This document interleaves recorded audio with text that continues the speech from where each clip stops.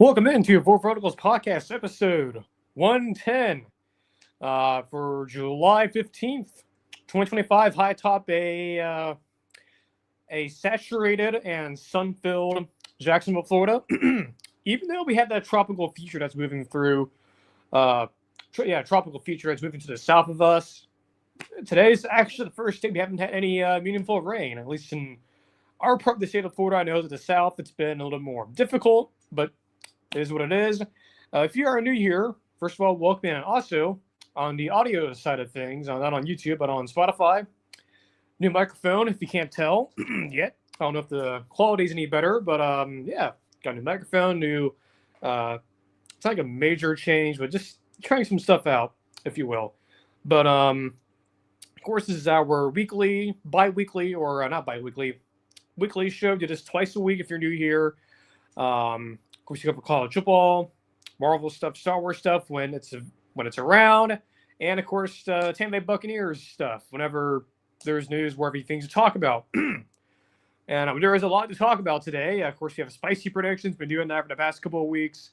Team record projections this week, or today's show. It's Kansas State. Got that to go over. College Football 25, EA Sports College Football 26 review. Finally have the game. I'll tell you my story when we get to that. Then we'll end the show with some Q&A stuff. So make sure, as per usual, just to subscribe to the channel. That's all I'm asking. Just subscribe. That's all I'm asking. That's all I need from you guys. Keeps the show free. We don't put this on a paywall, and we don't have a Patreon or anything like that. It keeps the show free. So make sure you do that, both on YouTube, Spotify, podcast feed. And be sure to follow me on Twitter. I believe it should be linked in the channel description on YouTube, so make sure to go over there for that. We'll get started here in just a minute. I'm going to get some water, and then we will continue.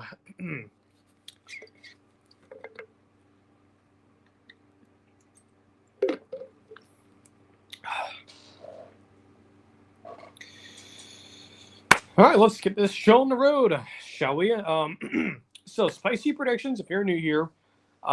We've been doing this for a couple weeks now, and how it works is that we have a couple of predictions here, sort of like bold predictions, but instead of just calling it bold predictions and copying everyone else, we decided to call it spicy predictions, just to make it a little more different. So the scale: mild, warm, hot, spicy. Spicy is unlikely to happen, meaning it's pretty bold. Hot, slightly more unlikely or less unlikely.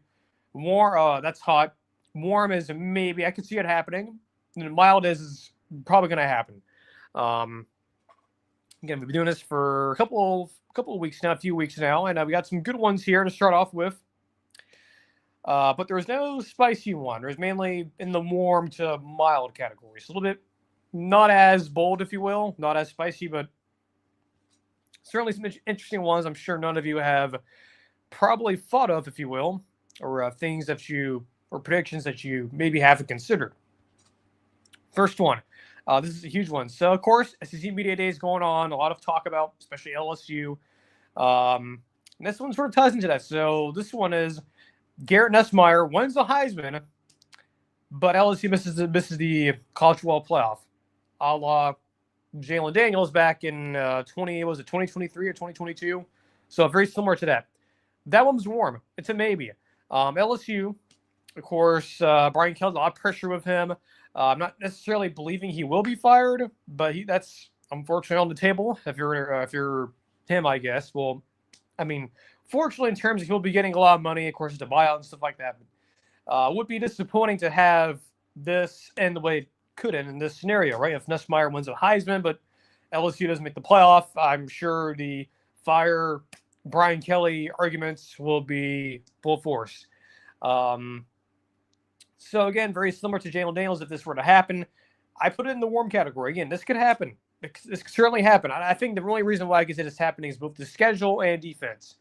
Offensively, with Nuss and the staff there, the receivers he has coming back and coming in, I'm not too concerned about that. I think Nussmeier will hold his end of the bargain. If this were to happen, it would be defense would let him down again. And I think that's probably the most improved, I think, unit in the SEC, I believe, is LSU defensively. I mean, they have a good staff there, right? Kevin Peoples, Blake Baker, defensive coordinator, Kevin Peoples is the defensive line coach. A lot of very good defensive brain trust over there. They know what they're doing, but it's not a guarantee it will work, right? There's a chance that they could still be pretty bad on defense, and again, not to mention their schedule's not easy.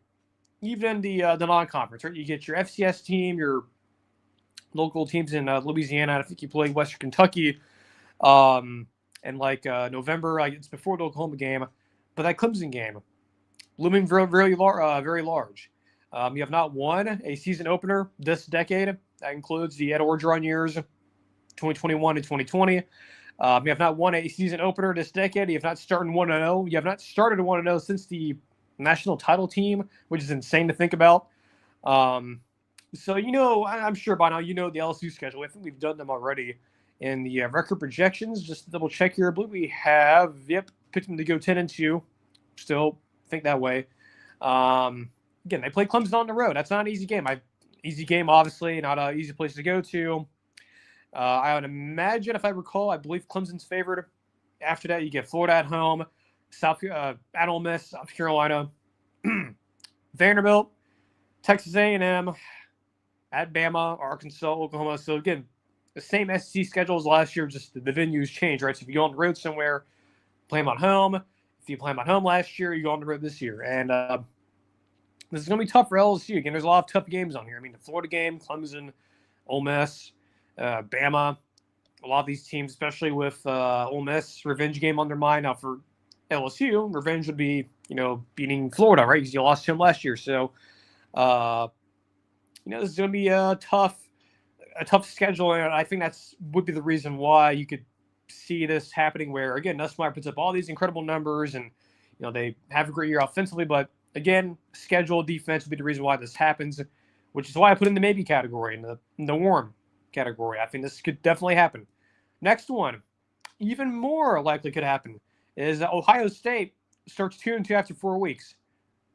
I don't think a lot of folks understand that this could easily happen. So Ohio State, we all know they play. Texas, probably going to be the game of the century, 1 versus 2. So we know they could easily lose that game, right? Both of these teams are starting new quarterbacks. They didn't start last year, full season. But the Texas game everyone knows. But then you get your FCS team, then you get the MAC team, Ohio. Then you get on the road to Washington. There's a bye week in between that, so, thankfully you have that.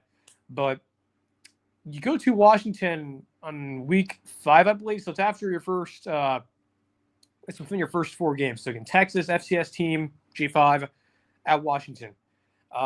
We did the Washington preview a while ago. And I even, it's not just me saying, I mean, Josh Pate has sort of been waving the flag about, Washington being a team that's been sort of under the radar, sort of like Georgia Tech a little bit. But I think a lot of folks are catching on to Georgia Tech. But Washington is a team that we did their preview back in May, and I had them going, best case 9-3, worst case 6-6, but reasonable 8-4. And that's a very good team, Washington. That's a very good team. They have a good quarterback coming back from last year. They should be, for all intents and purposes, be a very tough out for them. And that's a place that Ohio State just does not travel to, right? The old Pac-12 team coming in. It's a place, again, they have not been to. I'm sure a lot of folks probably have never been to Washington. Husky Stadium, which is a very good environment, by the way, very underrated, at least from what I have seen from, watching games on TV. But yeah, they could easily start 2-2. It's not a guarantee they'll start 4-0 head into that game against Minnesota. So this one's in the maybe. This one's actually in where I have it. It could happen. Yeah, mild. This could definitely happen. So that would not surprise me. They start 2-2. Again, I'm just letting you guys know that's a possibility. Again, it's just a reminder again, while they do play Texas, that Washington game, I'm just telling you that don't overlook Washington. Just don't do it. Michigan did that last year. And look, Michigan, when they went there last year, they were not the favorite. Top 10 Michigan, they were a slight dog, but Washington was the favorite. So just letting you know, just putting it out there so folks know ahead of time. Then come that game, the Sunday after, people were still going, how did Ohio State lose to Washington under 2-2? I try to warn you. And look, when we get to that game during that week, I guarantee we'll have that in the upset alert section when we bring that back, probably during week 1 or for starting week 1 and so forth. So last one here of spicy predictions. Baylor wins the Big 12. This is a warm. This definitely happens, maybe. I mean, Baylor, quarterback Sawyer Robinson. They have Jake Spavital coming back. Dave Aranda saving his job last year, going 8-4. They have once again a very favorable schedule. I haven't checked that a whole lot. Of course, they play Auburn week 1. That's all, the game everyone's focused on. But after that, they kind of, I'm not saying they go dark, but they get Arizona State at home. That's good. Oklahoma State on the road. We'll see what they're like. Kansas State, we'll get to them and their season, their team projection, record projection. TCU, so it's a tough schedule given Big 12 standards, but it's not impossible to see them navigate this with, 3 losses maybe. So, yeah, this could definitely happen. Again, they could have very easily lost a lot of guys to the portal. I don't think they really did. I think they lost a handful. They lost their starter. Who was it? Taquan Finn. He's going back to the MAC now. Losing a lot of players who I don't think are major contributors. They're certainly bringing in a lot of new contributors. One of them being Kobe Prentice from Bama comes over again. Robertson's still there. You saw Spavital as her, easy for me to say. Jake Spavital as your OC. So you kept him around even though you could have easily gone elsewhere. This is still going to be a very good team. Again, eventually we'll do the Baylor preview, but this prediction is not that unreasonable to think. So that's in the warm category. So if you need a reminder, Garrett Nussmeier, the ones we have done so far, or the ones we've done in the show today, it's Garrett Nussmeier wins the Heisman, but LSU misses the playoff.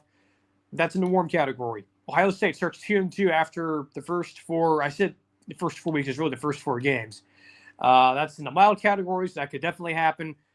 Baylor wins the Big 12 again in the warm category. So spicy predictions. We'll do more of these again. We'll keep on doing these until probably before week 0, probably, because that's when the season actually, that's when games start. Speaking of week 0, in Farmageddon, we'll get to Kansas State, one of the participants in that rivalry. Unfortunately, being played in Dublin, Ireland, of all places. Still can't believe that's actually a thing. So I'm going to get some water real quick. By the way, once again, probably going to be more of a shorter show today. Because, again, it's kind of that period where there is certainly a lot of stuff to talk about. But it's not really necessarily a whole lot. It's definitely in a bit of a quiet period. But we still have a show, right? You're not like some of these people who decided to ghost everyone and not do a show. But we'll still do one. So we get some water. We're right back.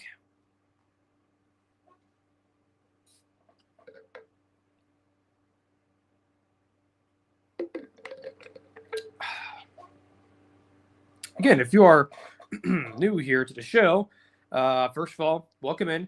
Again, still trying to adjust the new microphone on the audio side of things, but the Spotify side of things. The YouTube version should be fine. I don't think we're muted like we were a couple weeks ago. I don't think we are.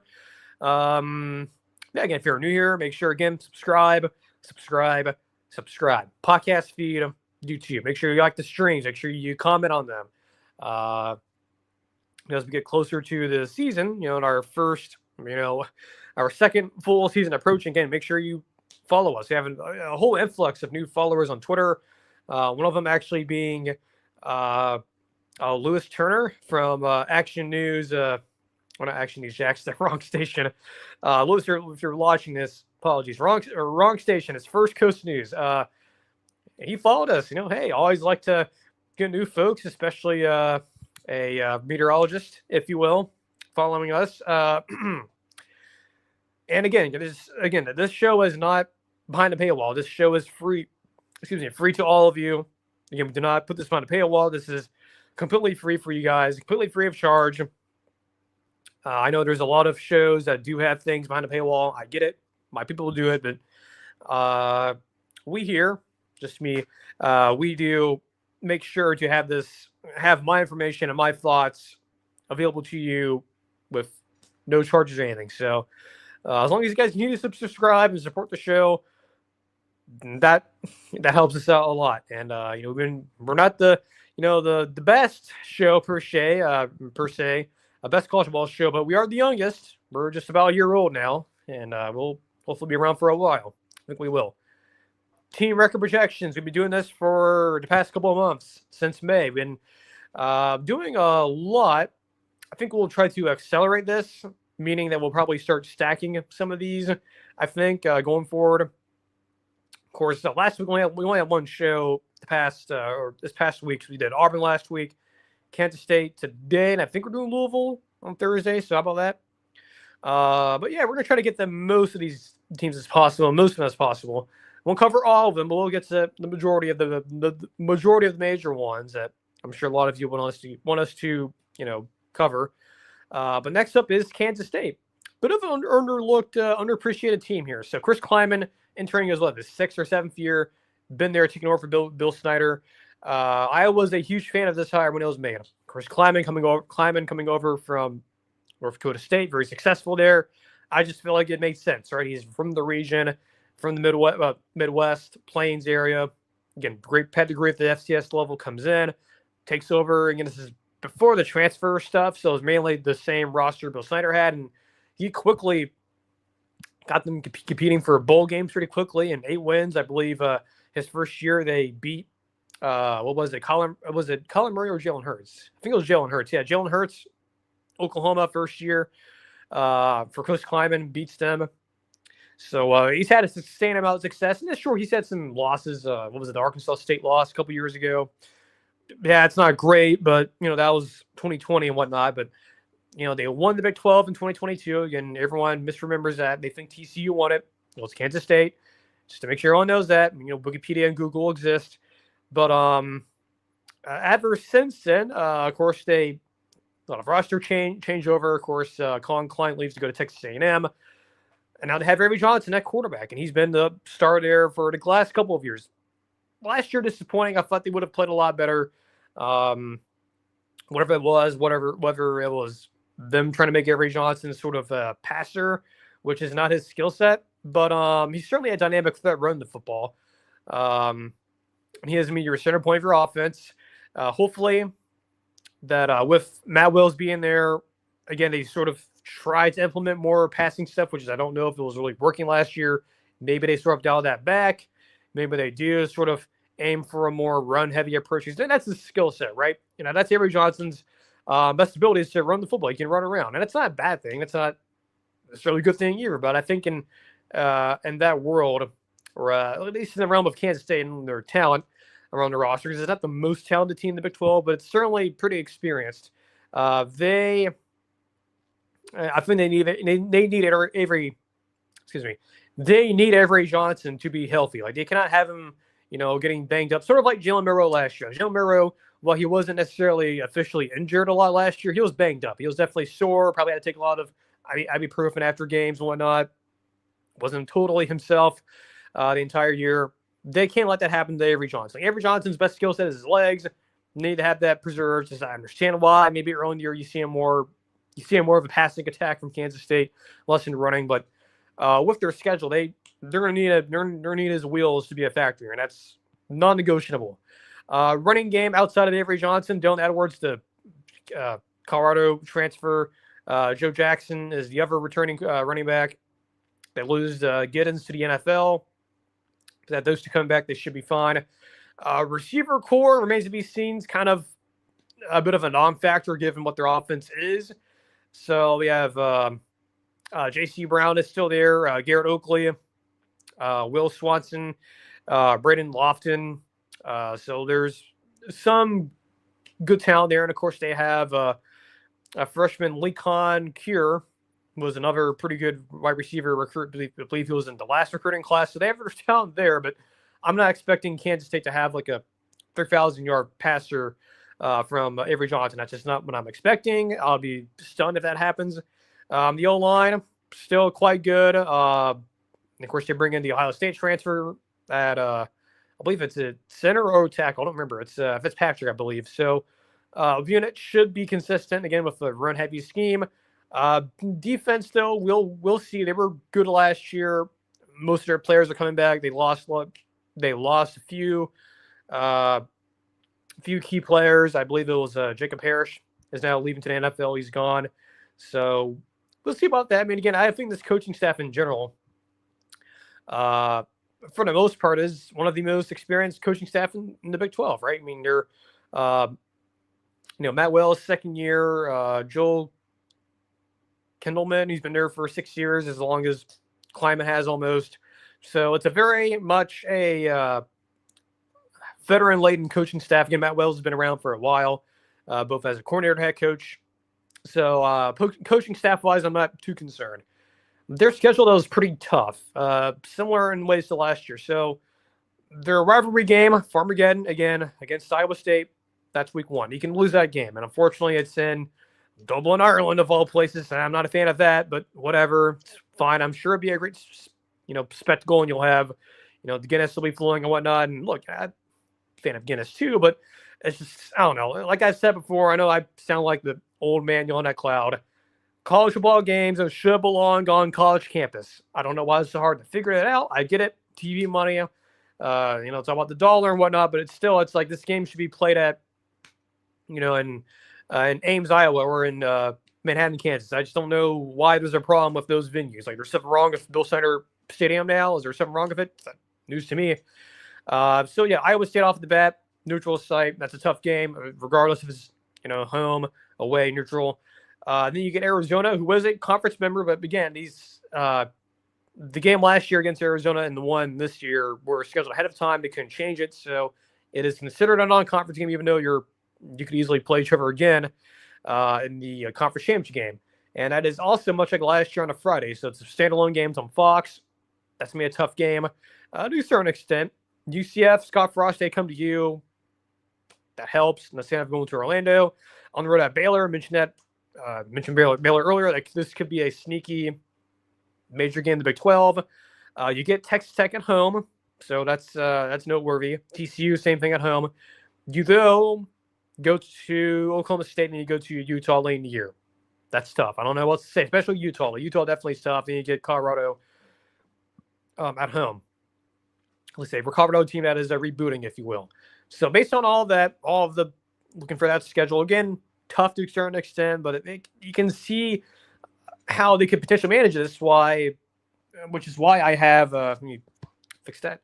Which is why I have their best case scenario being 10-2. Again, based on how much I have faith in Kansas State, the coaching staff, the roster, even with the players they had, leaving to the NFL, and for other reasons, I still have a lot of faith in Avery Johnson. I just can't get this out of my mind where he can't be a star in this league. And a league where you have a lot of questions, right? Questions at Arizona State, some questions at Baylor, even though both of those have established quarterbacks, along with Kansas State. There's questions at Texas Tech, right? You paid a lot of money, but, Brenton Morton, don't know if he's always going to be healthy. He's always injured, it seems like. Utah, the experienced coaching staff could be, Kyle Whittingham's final hurrah. West Virginia, new coaching staff, new coaching staff, but a coach that's been there before. Second go around. Arizona, they were in total chaos last year. Don't know what they're like this year. Colorado rebooting. There's just, again, it's the Big 12, right? It's the whole smorgasbord of teams that have a lot of questions and a lot of ups and downs too. So because of that, best case scenario for Kansas State's 10-2. Worst case though, 6-6. Again, I think a lot of it is hinging on if Avery Johnson can stay healthy. I don't think they necessarily have the talent, both at certain skill positions, no less, and certainly, behind him at quarterback, that make me feel comfortable. But sort of like Texas Tech a little bit, right? If Morton were to go down, that'll be a total disaster, right? So I better hope he stays healthy. Same with Avery Johnson, right? Just got to make sure he stays healthy. Got to make sure you preserve his skill set, which is his legs, and have that be a factor late in the year. So that worst case 6-6, reasonable though. I think is 9-3. I think Kansas State. I think it's the team everyone's kind of forgetting about, right? I'm not hearing a lot about them. Right? You're hearing a lot of Iowa State and Texas Tech for various reasons, right? Because of the money stuff, and Arizona State, and I'm seeing folks talking about Houston too. But I think a lot of folks are just ignoring those folks in Manhattan, right? Again, this is one of the most veteran coaching staffs in Big 12 behind, of course, Gundy and Whittingham and some of the other veteran coaching staffs here. I believe it is them, Chris Kleiman, and of course Matt Campbell. So this is again a very veteran coaching staff. A veteran coach has been there for a while. He's been doing this a lot longer than some average coaches have, at least in the league. Right? I know Willie Fritz has been doing that longer than he has, but still, in terms of veterans in this league, he's been there longer than most of our coaches, and I think that helps a lot.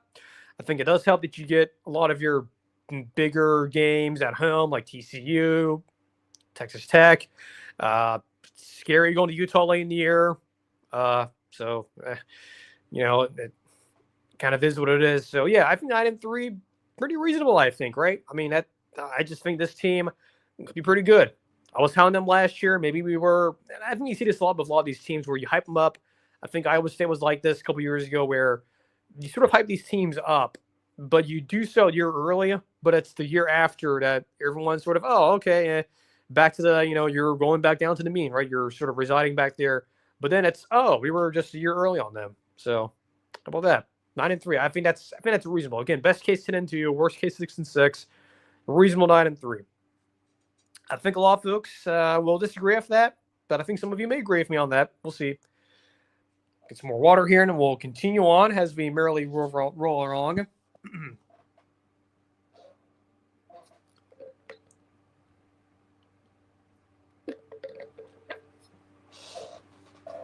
And I guess since we're here, like I've said, we have that.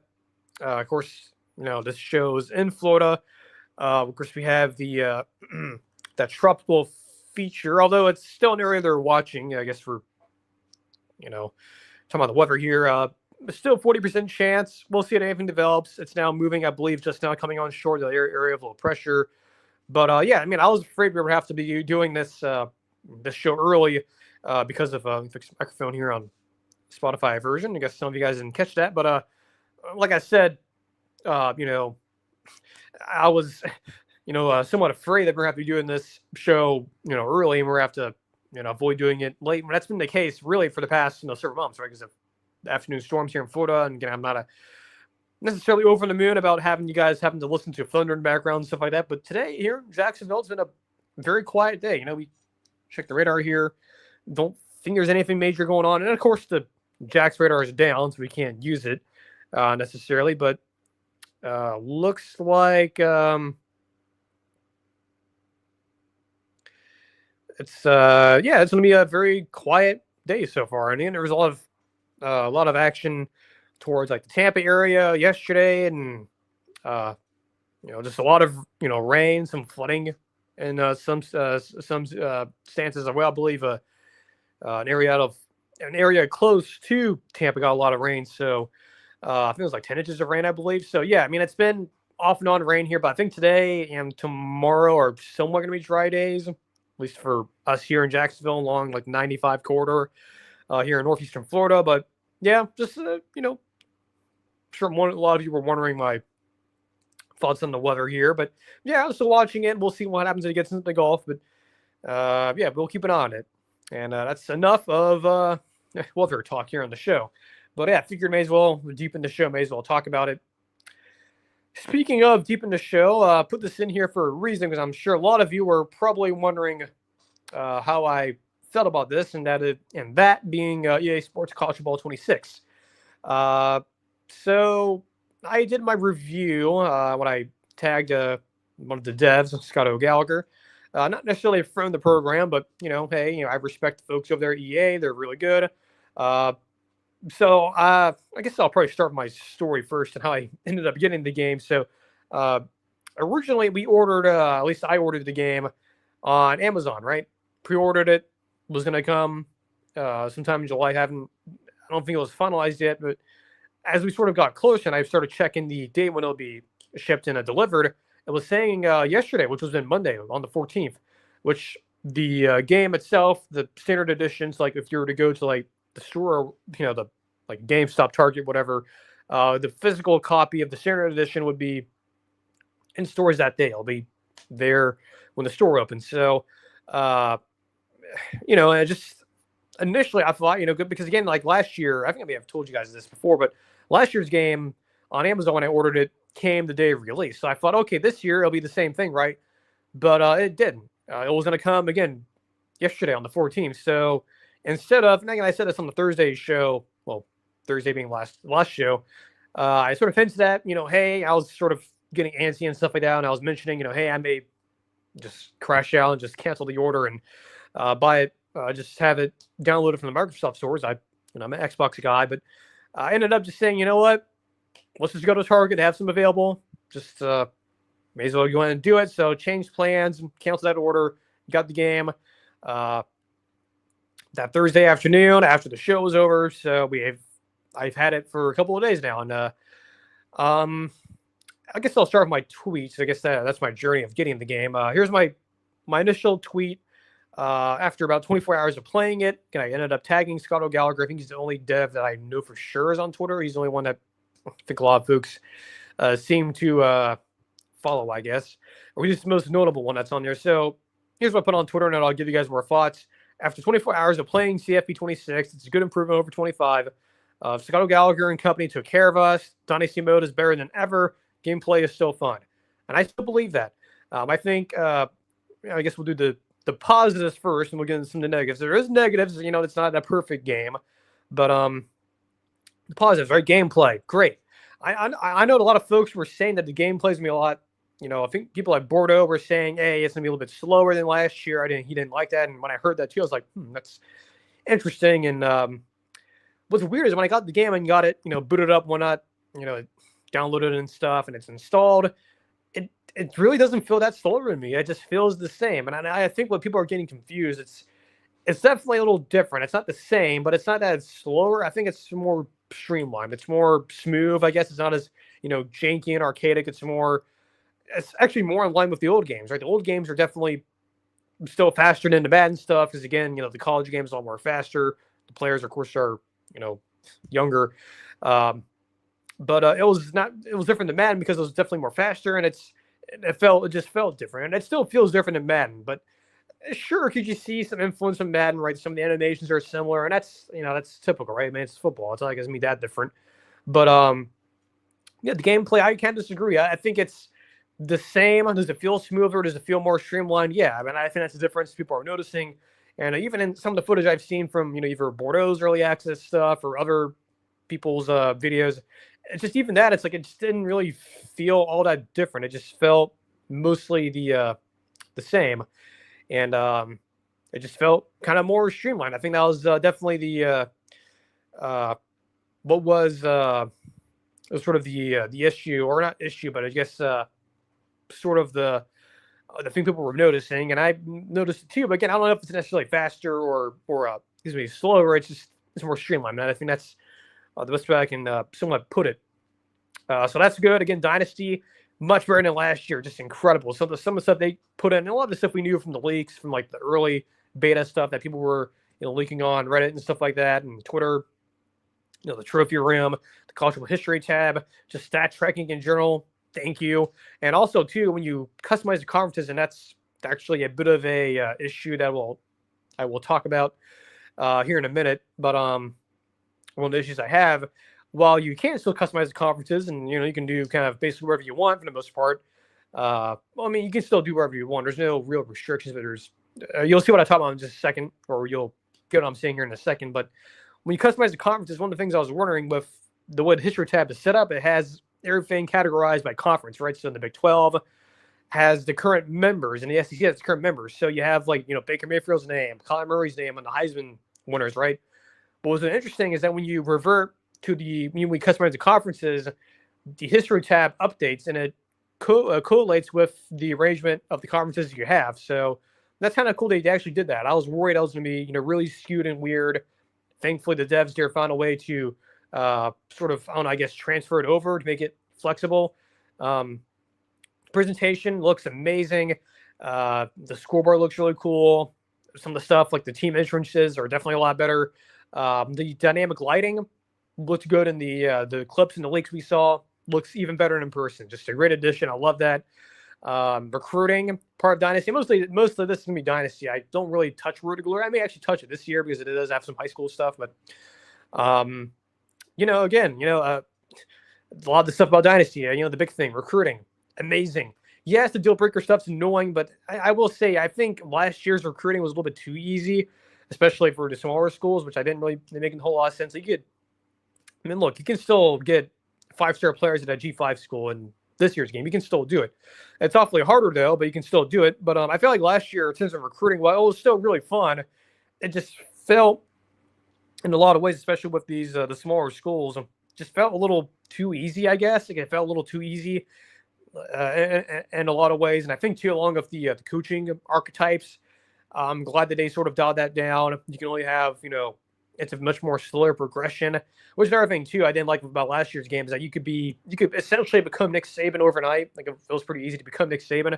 I'm glad they sort of dialed that back a little bit, made it a little more harder. Not like impossible. You can still and at least for me and my dynasty I have right now currently, went down the tactician route. Just now I got the recruiting, recruiting part of the coaching tree. So, and again, I like that. It's more of a progression instead of having all of them available to you. And I thought that was a little too easy. So I'm glad they did that.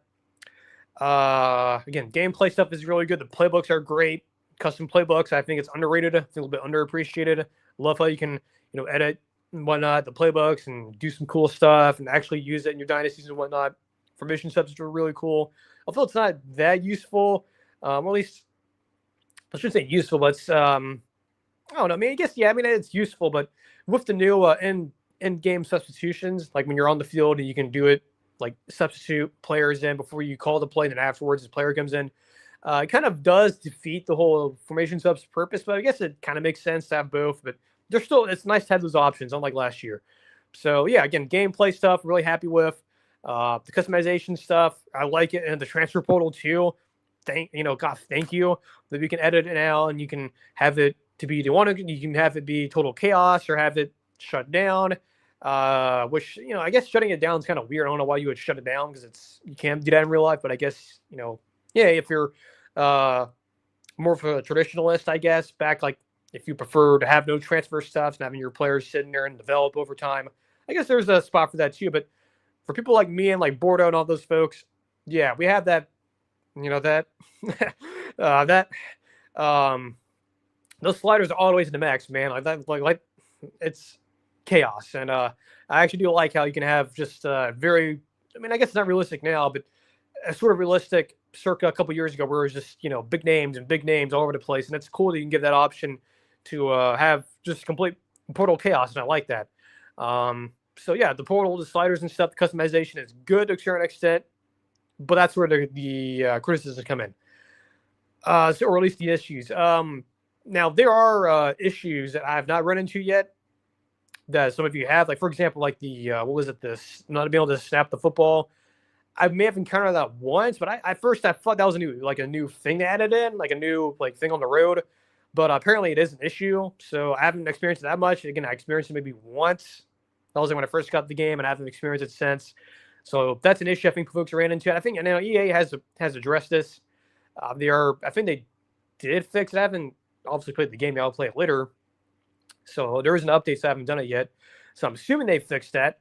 That was an issue. I believe one of them was not being able to kick a field goal. It's some of the stuff is very niche stuff, but it was pretty bad. So again, thankfully the dev team is listening. They're fixing that. But one thing that I do have an issue with, it's not necessarily a big issue, but it is, at least for me, it is something that I've brought up vocally on Twitter, is the custom error or a custom schedule error. That happened last year, and they ended up fixing it somehow, but it's back again, and it's mainly, I don't know what it is. Is it just because of, switching conferences? Again, you guys know me. I don't like the current setup of the conferences, and the fact that in the game you can customize it and whatnot. And I will say, too, the one thing I was going to mention I forgot is when you do customize the conferences this year, unlike last year where you did it, if you did it, the amount of games that the conferences would, the amount of conference games you would have in that specific conference. For example, if you, switched out the Big Ten and you moved some teams out, or you put some teams in, for some reason, the default settings in Dynasty would have the amount of Big Ten games you down to 4. And if you didn't check it, you would be screwed, right? And unfortunately, it happened to me a couple of times. Why is Ohio State playing only 4 teams? Doesn't in the Big Ten doesn't make any sense. So thank you to EA for fixing that and putting guardrails in and to not letting that happen again. So now I think the baseline's 6 at the least. I think 8 for the bigger conferences. So thankfully they fixed that.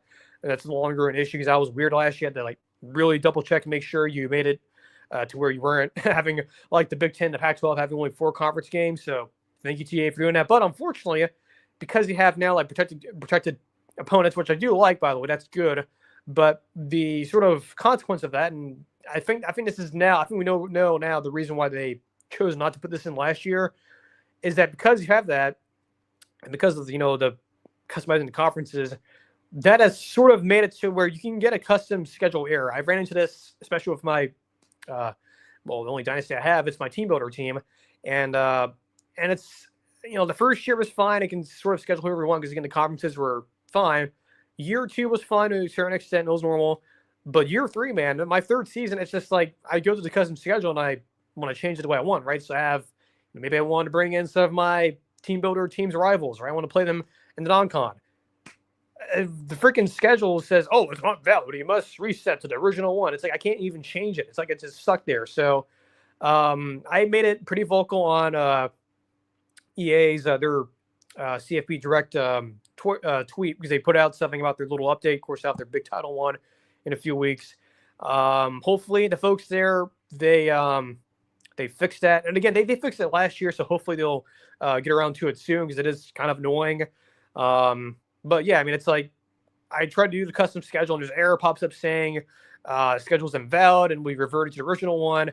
And it's like, it's almost like there's like I don't know. It's almost like it's forcing me to play that schedule, but I don't want to play it. So again, like I said on Twitter, I'll just, say what I said earlier on my tweet or post or whatever, say, hey, is it something to do with customizing the conferences or protected opponents?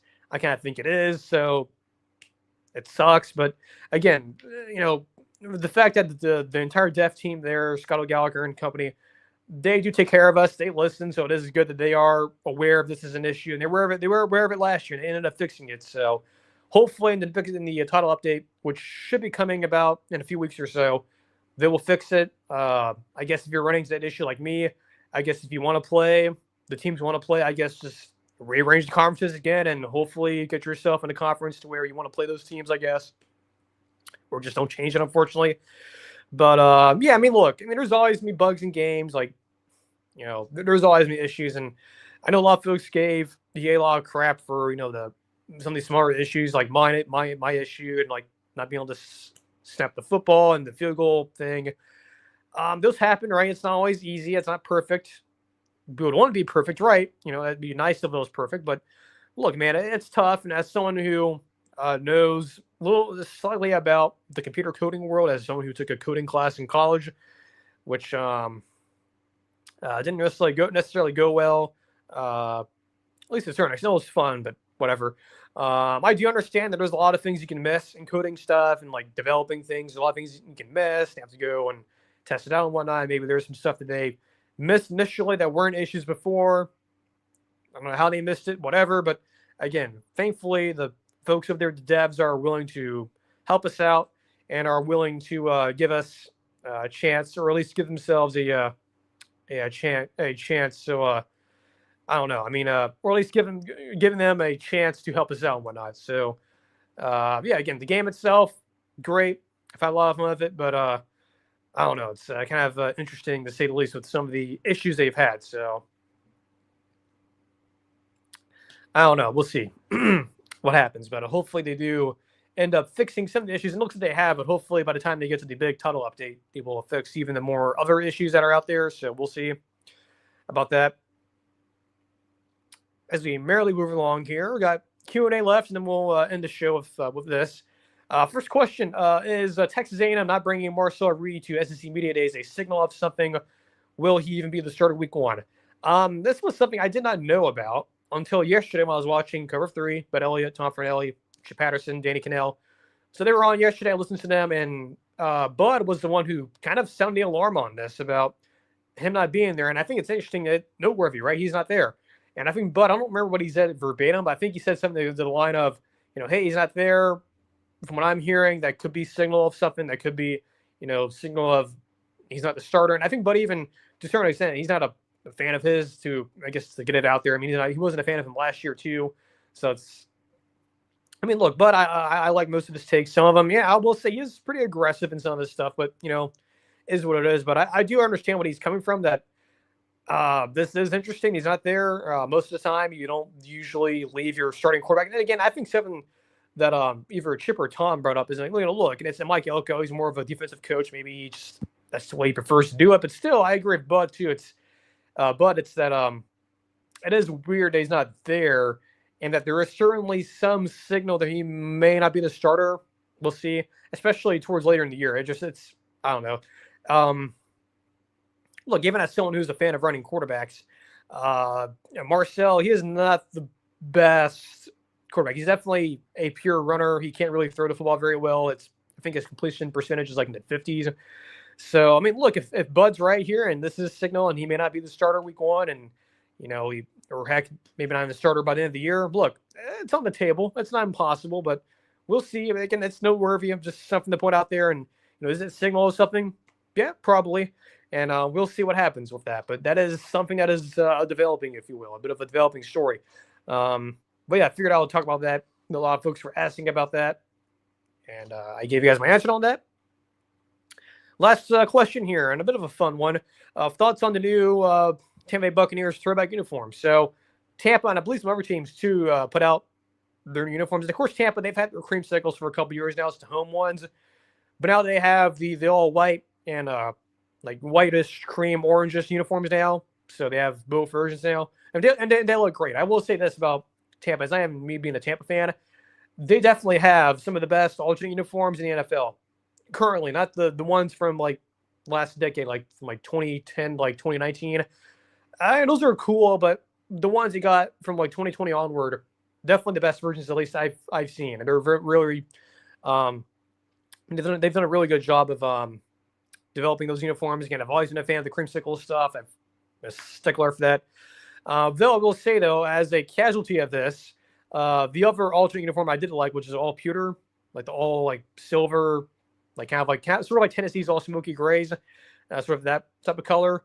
Not exactly the same, but sort of the same idea. They're not going to be used anymore, apparently. They didn't use them last year. It looks like, because I didn't realize this, it's an NFL policy. They can only have, I believe, 2 alternate uniforms, I believe. So it seems like they've retired those. It sucks. I actually kind of like those, but whatever. But yeah, they look good. The other creamsicles, the main ones, look good too. So I'm assuming and because of the new NFL rules, you can wear throwback uniforms as many times as you want, I guess. So I'm assuming at least 2 times. And they will be wearing the sort of the away creamsicles against the Jets, I believe. And Jets, I believe that's week 3. I imagine, which makes sense, right? Because Tampa, if you guys don't notice, they don't usually wear their red uniforms early on in the year at home, especially because of the heat, because, darker colors attract more heat. So because of that, they have to use their white uniforms, which is fine. I guess it's, that's not a big deal. They still all of their uniforms look great, but yeah, I guess if you didn't know that, that's why. So yeah, they'll be wearing those week 3. I'm assuming they'll wear the other creamsicle stuff, the normal uniforms, the main ones, probably later in the year when it cools down, probably. So yeah, that was a cool reveal. Cool to get that. Of course, speaking of Buccaneers, look, we'll eventually do their record projection and whatnot here, probably within the next few weeks or so. It'll be getting pretty close, definitely before preseason football starts, which will be pretty soon. So yeah, looking forward to that. And that's the show. Got in less than 50 minutes. So we'll be back on Thursday. Again, we'll be back to the 2 shows a week, hopefully going forward. So yeah, again, make sure you follow us, Twitter, YouTube page, make sure you subscribe there, the podcast feed, right? Make sure you go over there. Make sure you follow us again. We'll be back on Thursday, roughly around the same time, hopefully a little bit earlier than today. I know we started a little bit later than usual, but it is what it is. So until Thursday, enjoy your rest of your Tuesday, Wednesday. And until then, we'll see you on the next stream.